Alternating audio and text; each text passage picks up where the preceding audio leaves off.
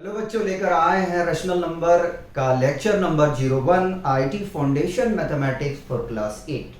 बच्चों, IT foundation mathematics class 8 के लिए हमारे जो हैं वो 4 चैप्टर रह गए हैं। Square root, cube root, ratio and proportion और रेशनल नंबर, जिसमें रेशनल नंबर अपना प्रोसेस में है।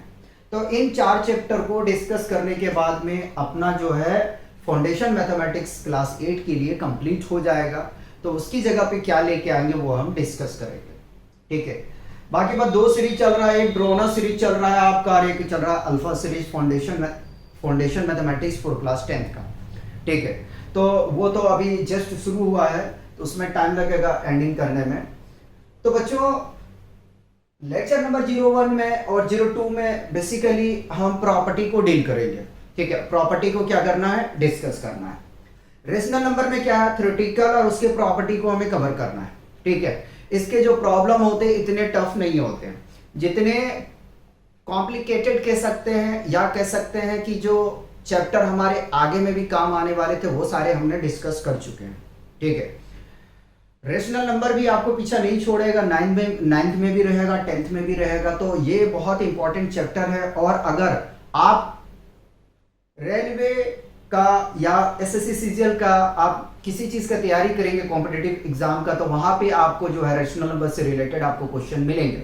और जितने चैप्टर हमने कवर किए हैं वो सारे इंपॉर्टेंट चैप्टर कवर कर चुके हैं। रेशियो और प्रोपोर्शन अपना बचा हुआ है, ठीक है। तो वो भी, और ये जो 4 चैप्टर बचे ये सारे बहुत अपने आप में अपनी जगह पे मायने रखता है चैप्टर का।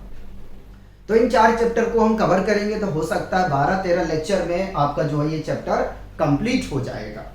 तो ज्यादा टाइम ना लेते हुए आप लोग से एक छोटा सा रिक्वेस्ट है कि अगर आप हमारे चैनल पे न्यू है तो प्लीज चैनल को सब्सक्राइब कीजिए और अपने दोस्तों को शेयर कीजिए। आते हैं टॉपिक पे। तो चैप्टर है रेशनल नंबर, ठीक है। तो सबसे पहले अपने को जानना चाहिए कि रेशनल नंबर होता क्या है, ठीक है।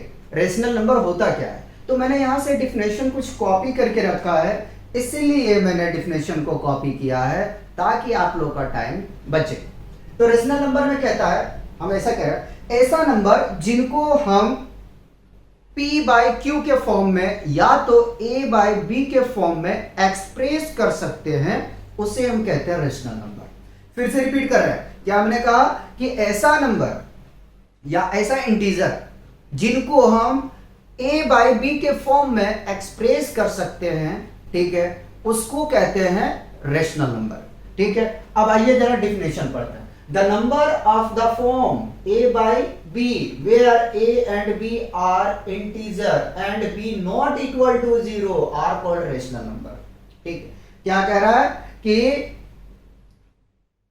वे इंटीजर जिनको A बाई B के फॉर्म में लिखा जा सकता है, एक्सप्रेस किया जा सकता है, रिप्रेजेंट किया जा सकता है, डिनोट किया जा सकता है, जहां B इक्वल टू 0 नहीं होनी चाहिए, उसको हम रेशनल नंबर कहते हैं। और A और B जो है वो क्या है, इंटीजर है।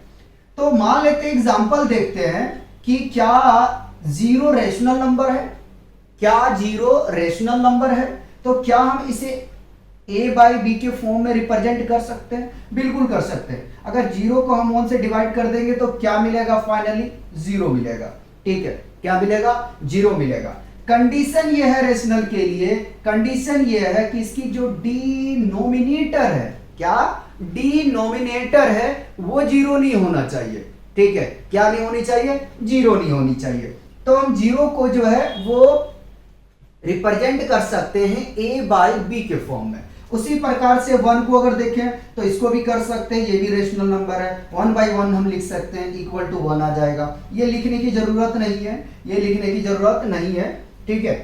उसी प्रकार से 2, 3, 4, 5 ये सब क्या है, सारे के सारे रेशनल नंबर हैं। क्या है, रेशनल नंबर है। एक बार और बताते हैं, ऐसा इंटीजर जिनको A बाई B के फॉर्म में लिख सकते हैं, रिप्रेजेंट कर सकते हैं, एक्सप्रेस कर सकते हैं, जहां A और B इंटीजर है, और b 0 के बराबर नहीं होना चाहिए, तो उसको कहते हैं रेशनल नंबर। क्या कहते हैं? Rational number. अब बात आ जाता है कि सर चलो हमने तो रेशनल नंबर सीख लिया, क्या रेशनल नंबर के टाइप्स होते हैं? क्या रेशनल नंबर के टाइप्स होते हैं? हाँ होता है, ठीक है। रेशनल नंबर का टाइप्स भी होता है, ठीक है। तो rational number basically are divided into categorise. Rational number को जो है दो भागों में बांटा गया है, ठीक है। रेशनल नंबर को दो भागों में बांटा गया है, एक पॉजिटिव रेशनल नंबर और दूसरा नेगेटिव रेशनल नंबर। तो नेगेटिव और पॉजिटिव रेशनल नंबर क्या होता है, ठीक है। पहले हम समझते हैं कि पॉजिटिव रेशनल नंबर क्या है। तो डिफिनेशन लिखा है उसको पढ़ देते हैं, साथ साथ कंप्लीट करते चलेंगे, ठीक है। A rational number is said to be positive, ठीक है, if its numerator and denominator are either both positive or both negative. कह रहा है कि पॉजिटिव रेशनल नंबर हम तब कह सकते हैं जब उनका नोमिनेटर और डिनोमिनेटर दोनों या तो नेगेटिव हो या पॉजिटिव हो, तो हम उसको पॉजिटिव रेशनल नंबर कहते हैं। पॉजिटिव रेशनल नंबर कहते हैं। किसको कहते हैं पॉजिटिव रेशनल नंबर? तो पॉजिटिव रेशनल नंबर उसको कहते हैं जिसका नोमिनेटर और डिनोमिनेटर दोनों या तो नेगेटिव हो या तो पॉजिटिव हो, तो उसको हम पॉजिटिव रेशनल नंबर कहते हैं। फॉर एग्जाम्पल के लिए अगर हम लिखने के लिए जाएं, ये फर्स्ट के लिए एग्जाम्पल हमने लिया था रेशनल नंबर का, तो इसको ऐसे करके नहीं करते हैं। अगर हम एग्जाम्पल देखें पॉजिटिव रेशनल नंबर, तो या तो इसका नोमिनेटर और डिनोमिनेटर दोनों क्या हो? नेगेटिव हो, या तो दोनों क्या हो? पॉजिटिव हो, या दोनों क्या हो? पॉजिटिव हो, ठीक है। तो ऐसे रेशनल नंबर को हम क्या कहेंगे? Positive rational number. देखो ये एलिमिनेट होगा तो फाइनली क्या मिलेगा? 1/2। क्या मिलेगा? 1/2 मिलेगा, ठीक है। शॉर्ट में रिवाइज करवा देते हैं।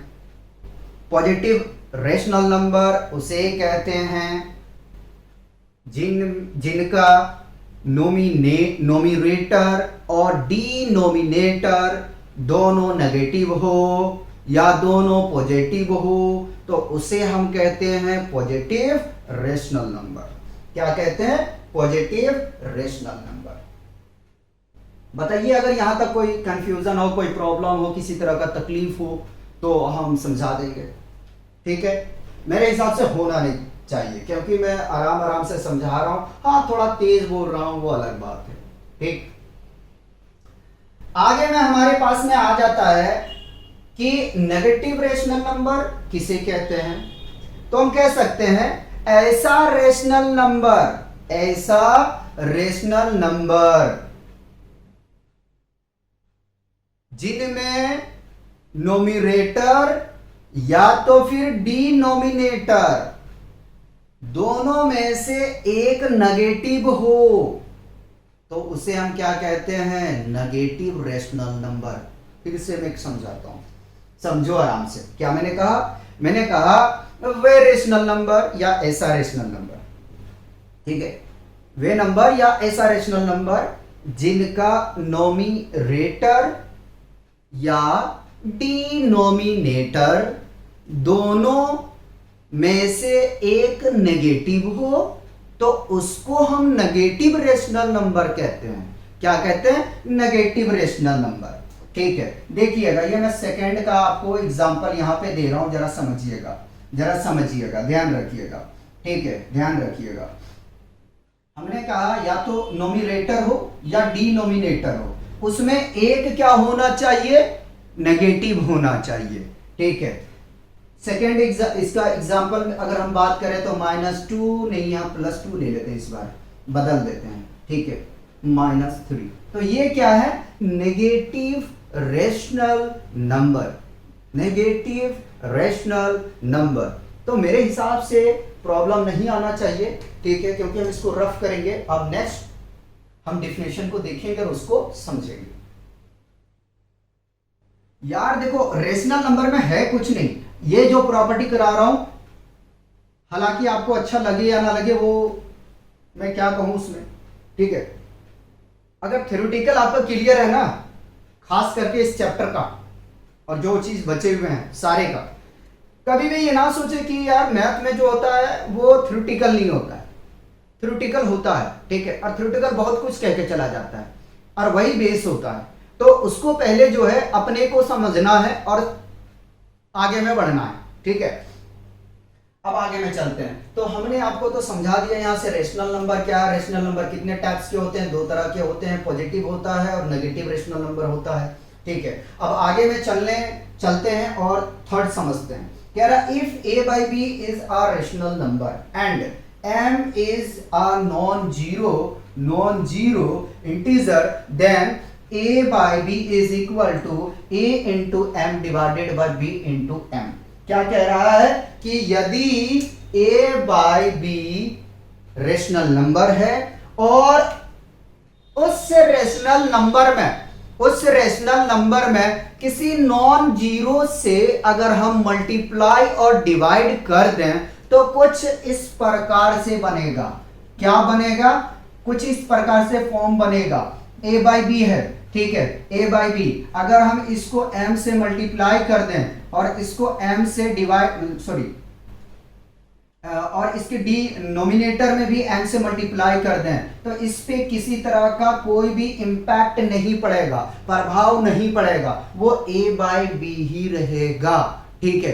बट उनका ट्रांसफॉर्मेशन हो जाएगा। क्या हो जाएगा? ट्रांसफॉर्मेशन हो जाएगा, चेंज हो जाएगा। एग्जांपल जरा देखो, मान लो 2/3 है, ठीक है। जैसे कि क्लास 9th में आप पढ़ेंगे, क्या आप पढ़ेंगे कि write the rational number between 6/7 up to 9/7, ठीक है। ये आपको कहेगा कि इसके और इनके बीच में जो है 2 rational number, 3 rational number, 4 rational number, 5 rational number लिख के दिखाओ, ठीक है। जैसे मैं ले लूं 23 से, मैंने मान लो मैंने 7 ले लिया, ठीक है। 21 ले लिया, ठीक है। 29/27, ठीक है, ये ले लिया। अगर ये दिया है तो ठीक है, अगर ये दिया है तो ठीक है, और नहीं दिया है तो इसको बराबर करना पड़ेगा, याद रख लेना। तो 23 और 29 के बीच में रेशनल नंबर लिख के दिखाओ, ठीक है। ये आपसे क्वेश्चन पूछा जाएगा, ठीक है। एक अंदाज में मैं आपको ये समझाने की कोशिश कर रहा हूं, ठीक है। तो इसका क्या करना पड़ेगा? आपको ट्रांसफॉर्मेशन करना पड़ेगा, या ऐसा पूछ लेगा आपसे कि 2/3, ठीक है, एंड 5/4 का रेशनल नंबर, इन दोनों के बीच में 5 या 6 लिख के दिखाओ, तो आपको वहां पे इस प्रॉपर्टी का काम आएगा। इस प्रॉपर्टी का काम कहां आएगा? वहीं पे आएगा, ठीक है। तो याद रखना बच्चों की अगर कोई रैशनल नंबर है p/q के फॉर्म में, या 5/sin के फॉर्म में, या a/b के फॉर्म में, या x/y के फॉर्म में, तो अगर उसको हम किसी नॉन जीरो नंबर से उसके नोमिनेटर और डिनोमिनेटर में मल्टीप्लाई कर दें तो उस पे कोई प्रभाव नहीं पड़ेगा और उसमें क्या हो जाएगा? उनका ट्रांसफॉर्मेशन हो जाएगा। प्रभाव वाली बात यहां लिखा नहीं है। नॉन जीरो का मतलब जीरो नहीं होना चाहिए, नॉन जीरो का मतलब जीरो नहीं होना चाहिए, यह बात हमेशा याद रख लेना। हमने एग्जांपल लिया 2/3, इसको अगर हम सपोज दैट 3 से मल्टीप्लाई और 3 से डिवाइड कर दिया, 3 से मल्टीप्लाई और 3 से डिवाइड कर दिया, तो इस पे क्या कोई इंपैक्ट पड़ेगा? क्या इस पे कोई प्रभाव पड़ेगा? नहीं पड़ेगा। ये क्या हो जाएगा? ये आपको रिजल्ट मिलेगा 6/9। फर्दर अगर इसको कैंसिल आउट करोगे, आपको मिलेगा क्या? 2/3 मिलेगा, 2/3 मिलेगा। तो ये ट्रांसफॉर्मेशन करने के लिए आपको आना चाहिए, ठीक है। सेकंड देखते हैं, कह रहा if a/b is a rational number m is a common divisor of both a and b, then, ठीक है।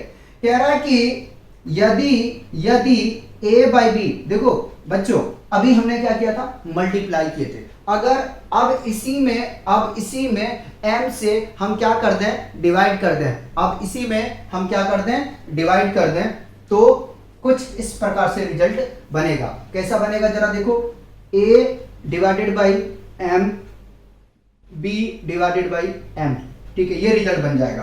ठीक, इसमें हम एग्जांपल ले सकते हैं, 3/2 ले लें, ठीक है, और इसको हम डिवाइड कर देंगे किससे, 3 से, और 3 से नहीं करते हैं, 2 से कर देते हैं, 2 से कर देते हैं, ठीक है, और इसको डिवाइड कर देते हैं किससे, सिमिलर रखना है, 2 से हम डिवाइड कर देते हैं, ठीक है, 2 से डिवाइड कर देते हैं।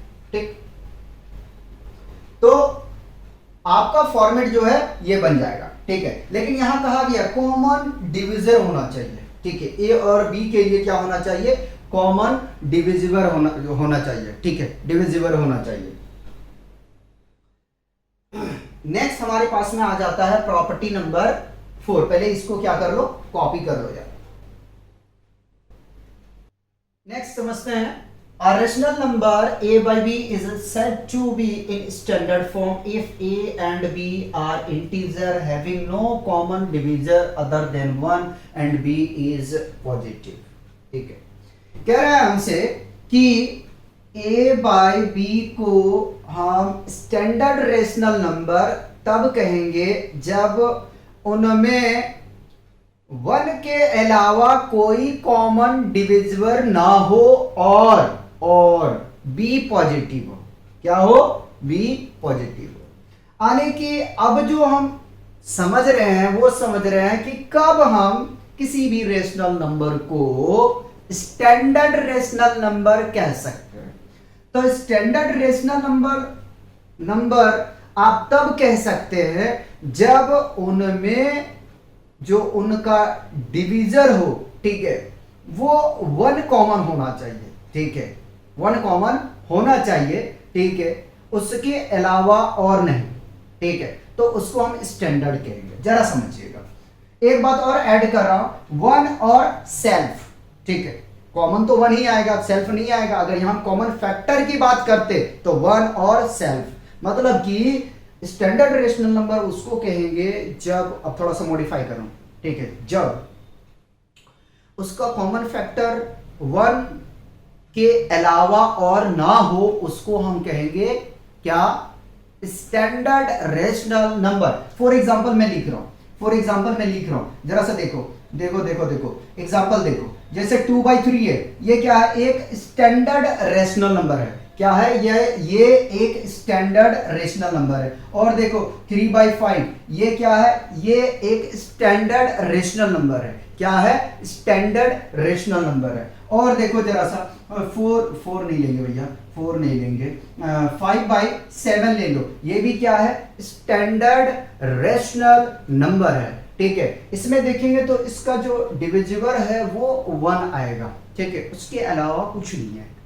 ठीक, अब आगे में चलते हैं, एक और समझा देते हैं, उसके बाद 3 और समझना है, उसके बाद हम लोग लेक्चर को रोकेंगे। कह रहा यदि a by b बराबर c by d है, ठीक है, ओनली केवल when यहां देन या when दोनों लिख सकते हो। देखो जरा सा, ये कहना क्या चाह रहा है, जरा सा समझो। ये 5 है और ये मैंने जो समझाया ये 4 है। ठीक है, कह रहा a by b इक्वल है c by d के। ठीक है, ठीक, केवल जब a इंटू बी बराबर b इंटू सी हो। ठीक है, तब के लिए। ठीक है, तब के लिए। अच्छा, ये यहीं से बना है, ये समझने की कोशिश करोगे ना बच्चों, समझने की कोशिश करोगे तो यहीं से बना है। जरा सा बेटे क्रॉस मल्टीप्लाई करो, तो आप क्रॉस मल्टीप्लाई करोगे तो आपको ये मिलेगा a into D is equal to B into C. ये फॉर्म बन गया। तो इसको क्या जरूरी था ये बात कहने का कहने का क्या जरूरी बात था। ठीक है, बहुत अच्छा प्रॉपर्टी है। ठीक है, ये कोई खराब प्रॉपर्टी नहीं है, प्रॉपर्टी में ही मैं इसको कंक्लूड कर रहा हूँ। हालांकि वो कम्यूटेटिव, एसोसिएटिव, कॉलर्स प्रॉपर्टी है, क्लाउजल प्रॉपर्टी, क्लाउजल प्रॉपर्टी है।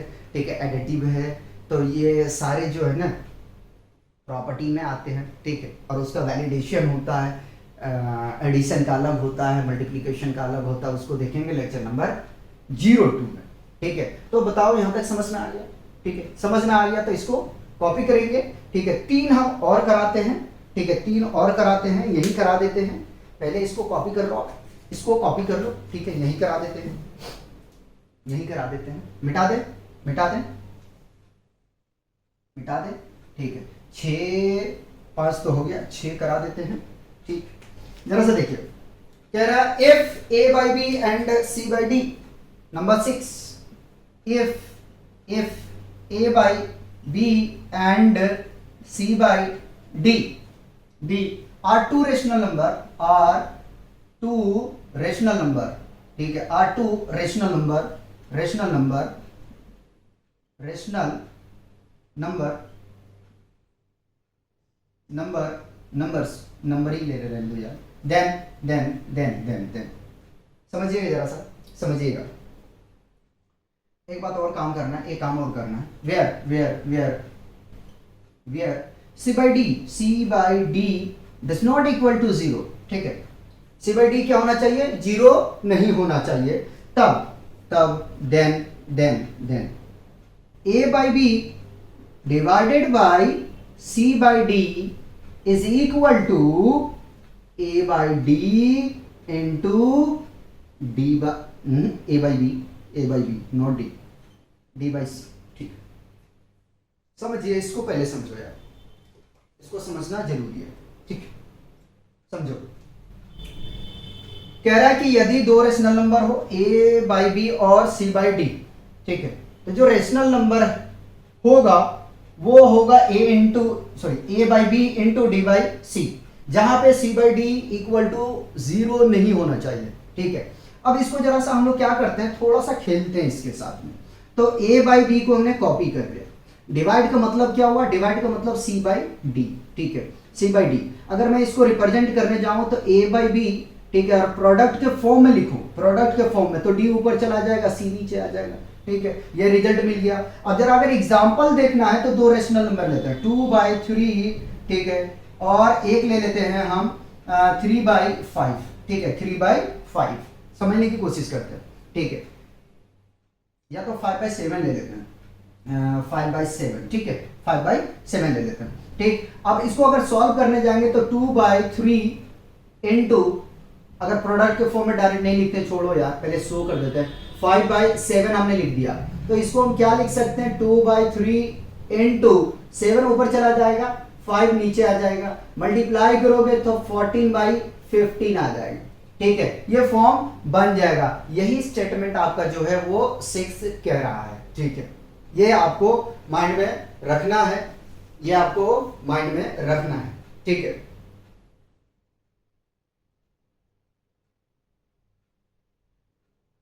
एक और करा देते हैं, इसको मिटाएंगे। ठीक है, 6 का जो है वो मिटा देंगे और एक और करा देते हैं। ठीक,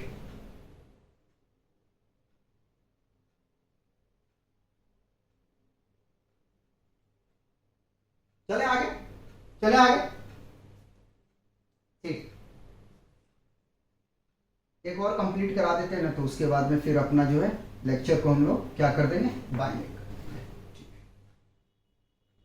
7, एक और क्या हो सकता है जरा समझिएगा। ठीक है, फॉर एवरी रेशनल नंबर।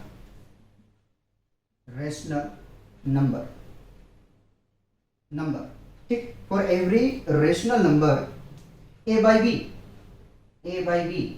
ठीक है, we have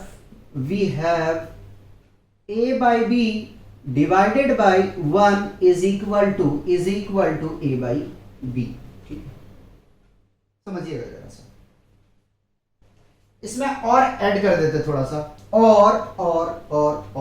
ठीक है, a by b divided by a by b is always equal to 1। ठीक है, is always equal to 1। ठीक, ये प्रॉपर्टी प्रॉपर्टी कह लो, कोई दिक्कत नहीं।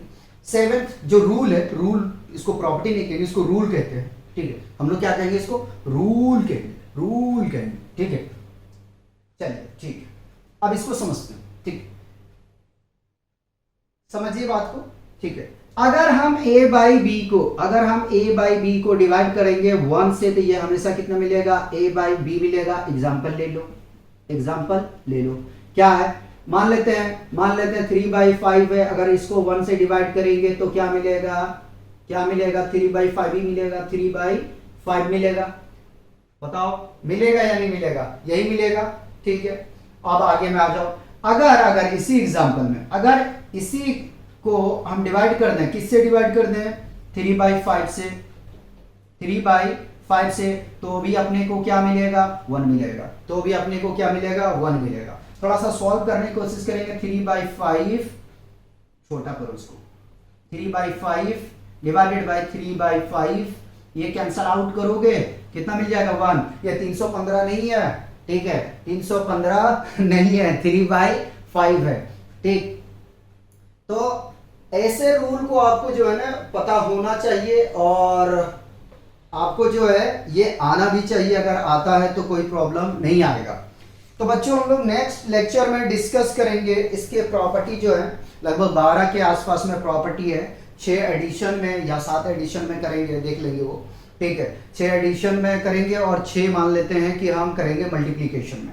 तो टोटल 12 प्रॉपर्टी है, और उन 12 प्रॉपर्टी के हम क्या देखेंगे, उसके एग्जाम्पल्स भी देखेंगे, ठीक है। उसके एग्जाम्पल समझेंगे, जो प्रॉपर्टी हम समझेंगे वो एग्जाम्पल के थ्रू से समझेंगे। तो आज हम लोग जो है यहीं पे रोकेंगे। तब तक आप लोग जो है एंजॉय कीजिए और पढ़ते रहिए।